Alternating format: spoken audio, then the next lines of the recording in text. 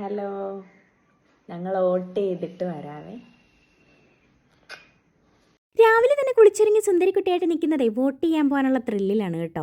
അങ്ങനെ ആ സാധന സാമഗ്രികളൊക്കെ എടുത്തുകൊണ്ട് ഞങ്ങൾ ഇറങ്ങി വോട്ട് ചെയ്യാനായിട്ട്. എന്തായാലും നമ്മൾ രാവിലെ പോയി അങ്ങ് വോട്ട് ചെയ്യും കേട്ടോ, കാരണം ഉച്ച കഴിഞ്ഞാൽ ഭയങ്കര തിരക്കാണ്. അയ്യാനും അയ്മായും ഒക്കെ നല്ല സുഖം ഉറക്കത്തിലാണ് കേട്ടോ. വെറുതെ എന്തിനാ അവരെ ശല്യം ചെയ്യണ്ടല്ലോ എന്ന് വിചാരിച്ച് അപ്പുറത്തെ വീട്ടിൽ ചെന്ന് അവിടുത്തെ ഒരു കൊച്ചിനെ അവിടെ പിടിച്ച് അവിടെ ഇരുത്തിയിട്ട് ഞങ്ങളിതാ ഇപ്പോൾ വരാമെന്ന് പറഞ്ഞ് ഞങ്ങൾ പെട്ടെന്ന് തന്നെ പോവാണ് കേട്ടോ.